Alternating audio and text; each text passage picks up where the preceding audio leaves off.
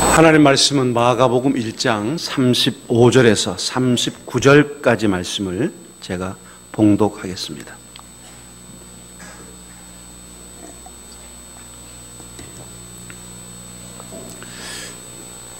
마가복음 1장 35절에서 38절까지 말씀을 제가 봉독하겠습니다. 신약성경 54쪽입니다. 새벽 아직도 밝기 전에 예수께서 일어나 나가 한적한 곳으로 가사 거기서 기도하시더니 시몬과 및 그와 함께 있는 자들이 예수의 뒤를 따라가 만나서 이르되 모든 사람이 주를 찾나이다. 이르시되 우리가 다른 가까운 마을들로 가자. 거기서 전도하리니 내가 이를 위하여 왔노라 하시고 이에 온 갈릴리 다니시며 그들의 여러 해당에서 전도하시고 또 귀신들을 내쫓으시더라. 성탄절 다가오면 목사는 고민에 빠집니다. 이 세 가지 확신 아닌 확신을 갖는 게 있는데, 첫 번째는 모든 성도들이 성경을 아주 잘 알 거라고는 확신입니다. 두 번째는 목사가 한 성탄 설교를 다 기억하고 있을 거라고 하는 확신입니다. 세 번째는 더 이상 목사가 설교할 것이 없다는 확신입니다.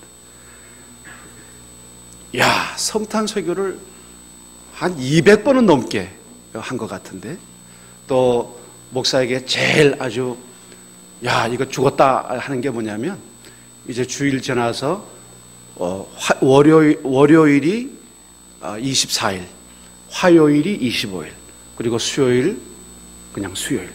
그러면 주일, 월요일, 화요일, 수요일 내내 4번을 예배를 계속하니까요, 죽음의 대행진. 그래가지고 이 성탄 설교를 뭘 하지? 다들 잘 알고 싶을 텐데 마태복음도 알고 누가복음도 알고 도대체 어디서 한단 말이야? 고민하게 됩니다. 저도 11월 말부터 고민했습니다. 갑자기 저하고 오랫동안 신앙생활한 사람들이 미워지더라고요. 이 사람들이 좀 주님께서 머리를 하얗게 하시면 얼마나 좋을까? 게다가 마가복음에 주님이 인도하셨어요. 마가복음에 나타난 성탄의 의미, 다른 말로 하면 왜 예수님께서 이 세상에 오셨는가 라고 하는 얘기예요. 그래서 오늘 설교하는 동안 우리가 마가복음을 찾아가면서 주님께서 왜 이 땅에 오셨는가에 대해서 말씀을 함께 나누려고 합니다. 이 불쌍한 목사를 동정하고 지지하는 입장에서 알고 있는 설교라고 할지라도 고개를 끄덕이면서 은혜를 받는 척이라도 해주시면 주께서 여러분들을 크게 사랑하실 줄로 믿습니다. 자, 여러분 35절 말씀 같이 보겠습니다. 35절입니다. 같이 읽습니다. 새벽 아직도 밝기 전에 예수께서 일어나 나가 한적한 곳으로 가서 거기서 기도하시더니, 예수님께서 기도하심으로 당신이 해야 될 일의 그 묵직함을 알고 계셨어요.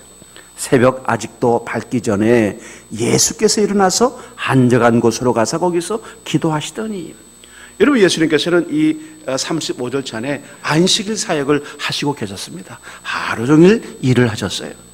굉장히 몸이 고단하고 피곤했을 텐데 일찍 일어나셨죠. 이 베드로의 집에 머무시다가 이 누가복음 4장 42절 말씀 보면 같은 기절인데, 아직 날이 채 새기도 전에, 깜깜한 밤이란 뜻이죠. 그러니까 NIV에서는 이걸 아주 분명히 얘기하는 게 아직 어두울 때에 그랬어요. 그러니까 오늘로 말하면 새벽 한 3시나 4시경.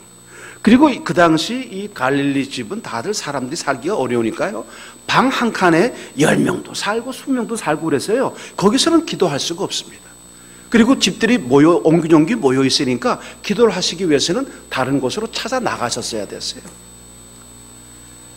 지금 예수님께서 갈릴리 전 지역의 선교 여행을 떠나시기 전에 무엇보다 준비될 것이 뭔가? 하나님과의 교제하는 것, 기도라는 사실을 잘 알고 있었습니다. 하나님 아버지와 깊은 영적인 교제를 통해서 자신이 해야 될 이 막중한 인류 구속의 사역을 준비하고 계신 것입니다.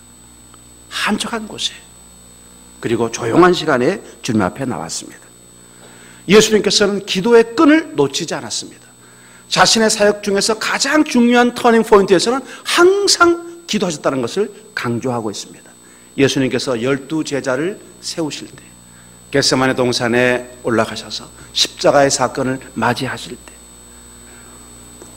오늘 예수님께서 이처럼 자신의 기도의 모범을 통해서 주님을 따르는 우리 모든 제자들에게 기도가 얼마나 중요한지를 보여주시고 있습니다. 실제로 기도는 예수님의 가지신 능력의 원천이기도 했고, 또 그분의 영적인 양식이었고, 또 하나님의 뜻을 드러내는 가장 중요한 사역이었고 준비였습니다.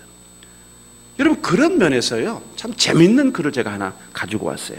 이 제목이 교회에서 가장 무서운 사람들이라는 제목으로 이 투데이 20이라는 사람의 블로그에 있는 거를 제가 봤어요. 너무 재밌어서 제가 읽어드리려고 그러는데, 몇 가지 이 사람이 써놨어요.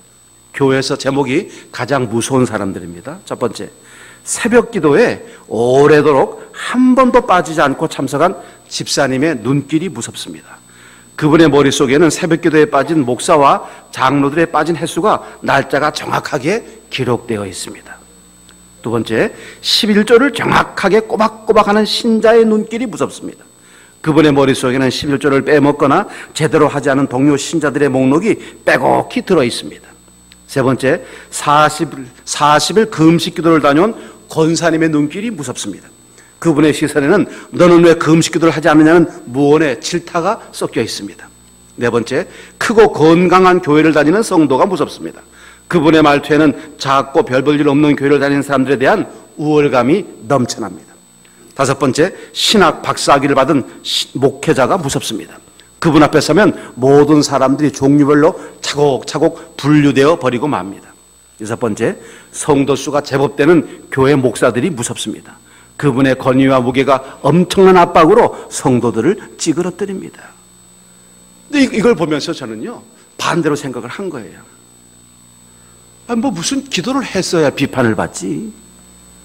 뭐 새벽 기도를 하루도 안 빠지고 잘 나왔어야 내가 누구를 좀 비난하고 그럴 텐데 그럴 처지도 아니고. 그래서 반대로, 차라리 이 비판을 하더라도 좀 기도의 자리에 있었으면 어땠을까 하는 아쉬움을 갖는 거예요. 우리가 아무리 원대한 비전을 얘기하고 꿈을 말한다고 해도 영적인 능력이 없으면 아무것도 이룰 수 없습니다. 오늘 내 인생의 목적에 대해서 말을 하고 우리가 살아야 될, 목숨 걸고 이루어야 될 만인을 제자 삼는 이 비전에 대해서 이야기한다고 해도 그것을 이룰 수 있는 파워가 없으면 그거는 그냥 헛소리에 불과한 것이지 그것을 실천해서 한 걸음도 앞으로 나갈 수가 없습니다. 여러분, 영적인 능력이라고 하는 것은 귀신을 쫓아낸다는 하는 그런 단순한 것이 아니라 사람들의 삶을 변화시키고 영적인 운동을 일으킨다는 의미가 훨씬 더 강합니다. 말씀의 삶을 내 삶에 적용하는 것, 그게 바로 하나님의 능력입니다. 오늘 우리 교회가 필요한 것이 뭡니까? 우리가 그리스도 앞에서 어떤 삶을 살고 있느냐, 말씀에 비추는 삶, 말씀이 이끄는 삶, 말씀이 말하는 삶을 내 삶으로 그것을 드러낼 수 있느냐, 이것을 할 수 있는 것은 영적인 능력이고 이것을 할 수 없는 것은 영적인 능력이 아닙니다. 이 영적인 능력이 어디서 나타납니까? 여러분, 이게 마가복음에서는요 1장에서 두 번 반복해서 하시는 말씀이 뭐냐, 오늘 정말 하나님의 사람으로 하나님의 일을 하기 위해서 필요한 것이 뭐냐, 12절 말씀 보니까 성령의 충만을 받아서 예수님께서 광야로 나갔어요. 그리고 여기 말씀해 보니까 35절은 기도를 말하고 있습니다. 그렇다면 우리가 하나님의 일을 위해서 능력이 필요한데 그게 뭐냐, 성령님과 기도라는 거예요. 오늘 우리가 다 하나님으로부터 임무를 맡아 있습니다. 우리는 청직이에요. 오늘 주님께서 우리를 도망자로 만드시지 않았습니다. 우린 예배만 하면요 도망갈 생각을 합니다. 과연 거룩한 임무, 하나님의 직무를 맡고 있는 우리들이 우리가 무엇을 감당해야 될 그 거룩한 임무에 대한 사랑의 동기를 가지고, 주님, 내가 여기 준비되어 있습니다, 나를 필요로 하십니까? 내가 기꺼이 이용당하겠습니다, 사용당하겠습니다, 쓰임 받겠습니다, 이런 고백이 아니라 빨리 가야 되는데, 이런 의식 가운데 우리 직분이 가지고 있는 의미가 도대체 뭐가 있을까? 주님께서 도망자였다면 이 잔이 너무 큽니다. 감당할 수 없습니다. 이 십자가 내가 감당할 수 없습니다. 난 그냥 평범하게 아내 이쁜 여자 만나서 결혼해서 살겠습니다. 12제자를 이끌고 다니는 이 삶이 나에게 너무 힘듭니다. 이들의 숙박비와 이들의 식사비와 이들의 모든 여행 비용을 내가 어떻게 감당할 수가 있습니까? 나 이 메시아적 사역을 그만두겠습니다. 이거는 우리가 상상할 수도 없는 일이 될 겁니다. 우리가 이렇게 예수님처럼 기도하는 생활을 살아야 우리가 봉사를 할 수도 있고 섬김도 할 수가 있고 수고도 할 수도 있고 희생도 할 수가 있습니다. 지치거나 짜증나거나 활기를 잃어버리는 이유는 뭡니까? 주님과의 깊은 영적인 교제가 없기 때문에 그렇습니다. 정말 주님 안에서 그 주님의 두 팔 안에 담겨서 주님 말씀하옵소서 내가 듣겠습니다. 그리고 내 형편, 내 마음, 내 처지, 내가 꿈꾸는 것들은 이런 것들이에요. 주님, 아버지 내 기도를 한번 들어보세요. 내 마음을 한번 들어보세요. 이런 교제 속에서 우리가 영적인 힘을 얻고 에너지를 누리고 활기찰 수 있다는 얘기죠. 이게 없으면 그저 우리 생각으로만, 우리 느낌으로만, 우리가 겪고 눈으로 보는 것만 가지고 일하게 되는 것이죠. 기도는 저 너머의 하나님의 손길을 맛보게 해줍니다. 하나님의 거룩한 아들이 이렇게 기도하셨다고 한다면 이 기도야말로 우리에게 얼마나 필요한 것이냐, 이건 두말할 필요도 없는 중요한 사실이죠. 여러분, 예수님은 기도의 목적조차도 선교 여행을 준비하시기 위한 것이었습니다. 주님의 모든 사역의 포인트는 잃어버린 영혼이었고 그 잃어버린 영혼을 얻기 위한 준비가 바로 기도였습니다. 오늘 성탄 이 기쁨의 감격 속에서 주님의 기도를 배우는 저와 여러분들이 되시기를 바라겠습니다. 두 번째는 주님께서 36절 말씀으로 우리를 또 이끄십니다. 여러분, 36절 말씀을 같이 봅니다. 시몬과 및 그와 함께 있는 자들이 예수의 뒤를 따라가. 여기 뒤를 따라가라는 말은요, 그냥 뭐 이렇게 줄레줄레 그냥 뭐 단순하게 이렇게 따라간다 이런 뜻이 아닙니다. 이 마음속에요, 사모하는 마음이 있는 것이죠. 열망이 있는 거예요. 어떻게 주님과 함께 주님의 삶을 살아보겠다고.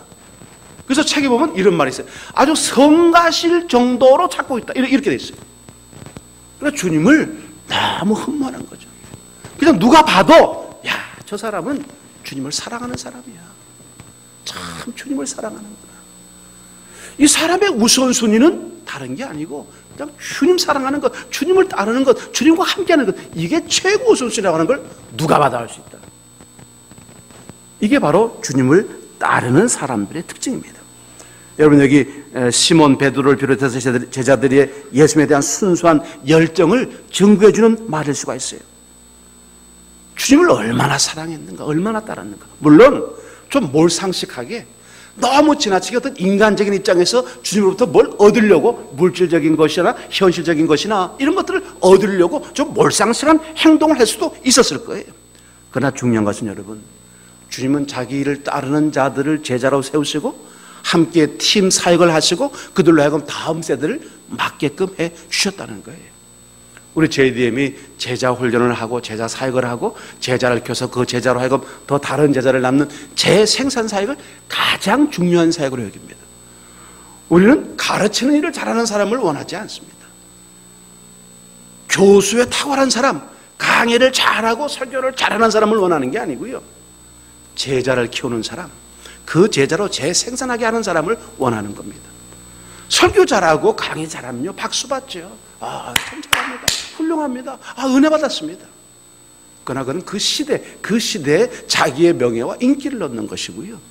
오늘 주님께서 우리에게 주신 것은 뭡니까? making, 만들어라는 거예요. making disciple, 제자를 만드는 게 우리의 궁극적 목적입니다.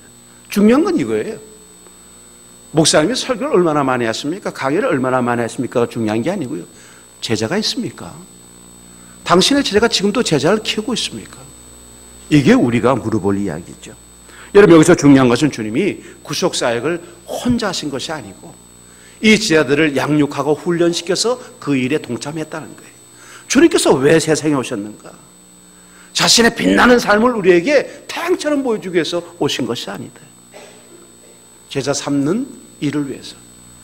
주님의 마지막 위대한 명령, 마지막 유언이 뭐였습니까? 그러므로 너희는 가서 모든 족속으로 제자를 삼아 아버지와 아들과 성령의 이름으로 세례를 주고 내가 너에게 분부한 모든 것을 가르쳐 한 다음에 그 다음 말 지키게 하라. 여기 핵심이 제자를 삼아라고 하는 거, 요 하나가 동사예요. going, 바티즘 세례를 주라, 티칭 가르쳐라. 이건 보조 분사입니다. 세례가 중요한 게 아니고요. 제자를 삼기 위해서 하는 작업이 뭐냐? 가서 선교하는 것이고요. 교회를 세워서 세례를 주는 것이고요. 그리고 교육과 훈련을 통해서 가르쳐 지키게 하는 거예요. 핵심은 제자를 삼는 거였어요.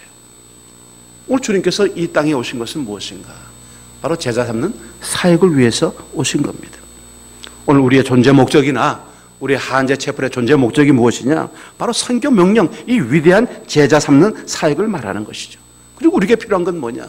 제자를 삼는 사역이에요. 오늘 우리를 따르는 사람들이 우리에게 절대적으로 필요한 것이죠. 그래서 오늘 우리는 더 주님을 따라가야만 됩니다. 주님을 닮고 배우고 익히고 느끼고 체험하고 임재해야 됩니다. 그래서 나의 삶을 통해서 나를 따르는 사람들이 생겨야 되고 나와 함께하는 사람들이 생겨야 됩니다. 내가 존경받는 게 중요한 게 아니고요. 아, 저 사람 참 좋은 사람이야. 인정받는 게 좋은 게 아니에요. 매력적인 사람이 되는 것, 그것도 필요하죠. 우리가 매력이 있어야 사람이 따르겠죠. 그러나 그 매력은 예수를 닮는 매력이 있어야 한다는 겁니다. 우리 공동체를 망하게 하는 건 바로 내 자신이죠. 내가 주님을 따르는 삶을 보일 수 없어요. 여러분, 주님께서 나를 따르라고 말씀했을 때는 따를 만한 무언가 주님께서 있었겠죠. 너는 내게 배우라. 나는 마음이 온유하고 겸손하니. 너는 예수 그리스도의 마음을 품어라. 이 마음은 그리스도 예수의 마음은 겸손의 마음이고 섬김의 마음이다. 낮아져라. 오늘 우리 안에 있는 이 따르는 삶에 대한 도전이 필요하죠. 주님은 제자 삼는 사역을 위해서 사람을 따르게 하셨어요. 세 번째는요, 주님께서 아주 명확하게 내가 왜 이 크리스마스를 만들었는지, 왜 첫 번 성탄절을 만들었는지를 분명하게 말씀하십니다. 여러분, 37절, 38절 말씀을 우리 같이 읽겠습니다. 만나서 이르되 모든 사람이 주를 찾나이다. 이르시되 우리가 다른 가까운 마을들로 가자. 거기서도 전도하리니 내가 이를 위하여 왔노라 하시고.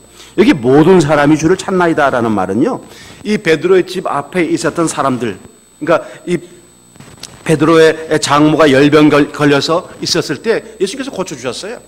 그것을 목격했던 수많은 사람들이 따라왔다는 것이죠. 예수님께서 한적한 곳에서 기도하고 있는데 또 찾아온 거예요. 이 사람들은 예수님을 찾아왔는데 뭐냐? 또 예수가 자기를 구원하실 메시아라는 사실을 모르고 있었던 거죠. 이 주님은 그냥 병 고쳐주는 사람, 자기를 행복하게 해주는 사람, 자기 인생의 문제를 해결해주는 사람 정도로만 알았을 겁니다. 그냥 예수님께서 보여주고 있는 외적인 능력들, 병 고치고 귀신 쫓아내고 하는 이런 외적인 능력들에만 혹해가지고 그냥 예수님 찾기에 급급했던 거예요. 쟤들도 말이죠, 예수님에게 주님, 사람들이 주를 찾습니다 이렇게 말하면요, 상당히 주님이 좋아했을 거라고 생각하는 거죠. 누군가 이렇게 쟤들이 말을 했을 때는 주님이 상당히 사람들의 호응과 이 관심에 예민하고 인기를 끌려고 했던 것에 집중했을 것이라고 생각하면서 쟤들은 신나서 말을 했을 겁니다. 모든 사람이 주를 찾나이다. 인기 위주의 사역과 봉사, 사람을 중심에 두는 사역과 봉사, 땅에서 박수 받는 일은 사실 주님과 아무런 관련이 없습니다. 우린 주님이 날 구원하시기 위해서 이 땅에 오셨다는 것, 그분이 이 땅에 오신 것은 사람들에게 박수받고 환영받기 위한 것이 아니라 십자가에서 날 위해 죽으시기 위해서 오셨다는 사실들을 잊고 살고 있다는 거예요. 사람들의 환호와 박수와 명성에 자신의 인생의 전부를 드리는 것이 아니라 정말 자신이 가야 할 길을 가고 있었다는 것을 여기 말씀해 주시고 있는 거예요. 여러분, 저같이 부족한 사람도 이 말씀이요 와 닿는 거예요. 제가 이 모임을 하면서 제일 처음 만든 성경공부 교재가 마가복음입니다. 섬김의 사람들이라고요. 벌써 한 30년 훨씬 넘었죠. 이 마가복음을 만들면서 제일 마음에 와 닿았던 말씀이 바로 이 말씀이었어요. 모든 사람이 주를 찾나이다 할 때, 야, 우리가 가까운 마을로 가자. 내가 전도하러 왔다. 내가 이를 위해서 왔다. 이 말씀이 사역자로 사는 내 인생의 가장 중요한 지침이 되어 주었어요. 모임 외부 청탁도 많아지고 뭐 큰 집회 강사로 부름을 받기도 하고 하지만요, 가능하면 안 됩니다.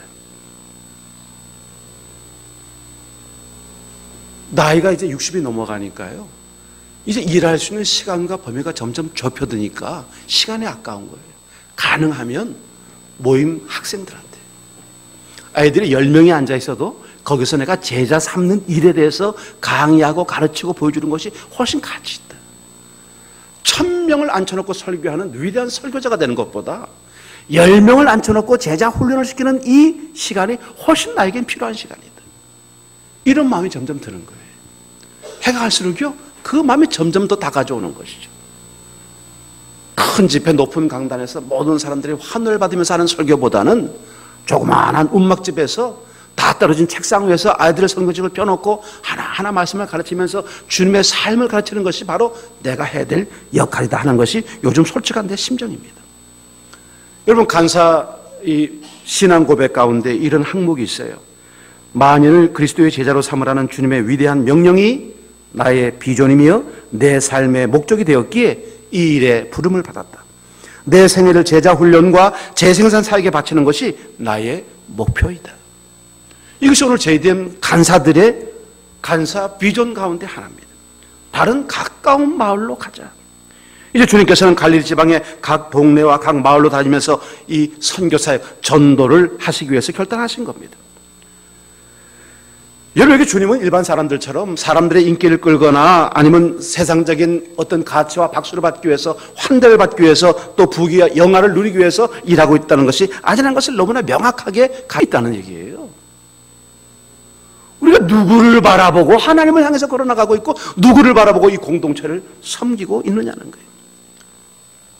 다른 마을로 가자는 말씀이 뭡니까? 주님께서요, 비록 이 세상에서는 당신 머리 둘 곳이 없을지언정 고난의 길을 택하시고 그 고난을 통해서 영원한 천국 복음을 전하는 것이 내 사명이고 내 길이었다는 것을 알고 있는 거예요. 여러분, 그 당시에 이 갈릴리 상류 지역에는요, 마을이 한 200개가 있었습니다. 주님께서 이 200개 마을을 다 다니시지는 않았지만 이 가버나움을 중심으로 한 그 근교의 마을들을 다 다녀보신 거예요. 전도하러 다니신 겁니다. 여러분, 전도하리니 내가 이를 위하여 왔다. 예수님께서 세상에 오신 목적은 하나님의 복음을 전파하고 지하들을 훈련시키고 난 이후에 고난과 십자가의 죽음을 통해서 인류를 구속하고자 하는 이 계속된 기독교의 사역을 하시기 위해서 주님께서 하신 거예요. 무슨 기적이나 베풀고 인기를 누리기 위해서 온 것이 아니라는 거예요. 그래서 여러분, 29절 말씀, 39절 말씀이 결론이죠. 이에 온 갈릴리 다니시며 그들의 여러 해당에도 전도하시고 또 귀신들을 내쫓으시더라. 온 갈릴리 다니시면서, 이게 이제 예수님의 제1차 갈릴리 여행의 이제 결말입니다. 여기 온 갈릴리라는 말씀을 했어요. 예루살렘이 멸망 당시에요, 이 갈릴리 지역의 회당이 약 한 480개 정도 있었습니다. 회당이. 그런데 이 회당이 전부 어디를 향해 있냐면 전부 예루살렘 성전을 향해서 다 있는 거예요. 남쪽은 북쪽으로 향해 있고요, 북쪽은 남쪽 예루살렘을 향해서 예루살렘 성전을 바라보면서 회당들이 다 존립해 있었던 거예요. 여러분, 주님은 회당 중심의 사역을 하셨다는 것을 우리가 볼 수가 있습니다. 중요한 건 뭡니까? 우리 주님이 어느 회당에 들어가든지 어느 곳에서 말씀을 전하시든지 항상 자신은 바로 십자가에 달리신 그 골고다 언덕을 향해서 나가고 있다는 거예요. 모든 회당들이 동해, 서해, 북에, 남에 있어도 다 예루살렘 성전을 향해서 쫙 바라보고 있고 그것을 향해 있었던 것처럼 주님의 모든 사역은 그 골고다 십자가를 향해서 계속 전진하고 있었다는 것이죠. 우리의 사역, 우리의 헌신, 우리의 봉사, 우리의 삶도 십자가에 달리신 주님을 바라보고 지금 나가고 있는 줄로 믿습니다. 여러분, 주님이 왜 이 땅에 오셨습니까? 인간 중심의 사역, 인간에게 박수받고 환영받는 사역, 사람들의 치아와 명예와 부귀, 영화를 누리기 위한 사역, 권세와 명예를 갖기 위한 사역, 사회적 성공을 만들기 위한 사역이 아니었습니다. 우리를 구원하시기 위해서, 날 구원하시기 위해서 오신 겁니다. 나에게 메시지를 주시기 위해서. 주 예수를 믿어라. 그래야만 너와 내 집이 구원을 얻을 것이다. 영접하는 자, 곧 그 이름을 믿는 자들에게는 하나님의 자녀가 되는 권세를 주셨으니, 이 말씀을 주시기 위해서 주님께서 첫 번 크리스마스를 우리에게 주신 겁니다. 성탄절이 가까울수록 주님께서 왜 사람의 몸으로 오셨는가를 묵상하게 됩니다. 산타클로스도 대체할 수가 없고 TV의 수많은 성탄 프로그램도 우리를 감동을 줄 수가 없습니다. 주님이 이 땅에 오신 목적은 날 위해서입니다. 잃어버린 날 위해서 오신 겁니다. 예수 없이는 제 같은 삶, 예수 없이 아무런 인생의 의미를 찾을 수 없는 이 삶을 위해서 주님이 나에게 오신 겁니다. 그리고 주님은 아직도 그 일을 계속하시기 위해서 우리에게 말씀해 주십니다. 잃어버린 영혼을 위해서 내가 존재해야 된다. 잃어버린 영혼들을 얻기 위해서 우리 한제 공동체가 존재해야 된다. 사람이 찾습니다. 사람에게 눈길 돌리는 우리가 아니고 십자가에 달려 나를 위해 죽으신 그 주님에게 눈길 맞추는 저와 여러분들이 다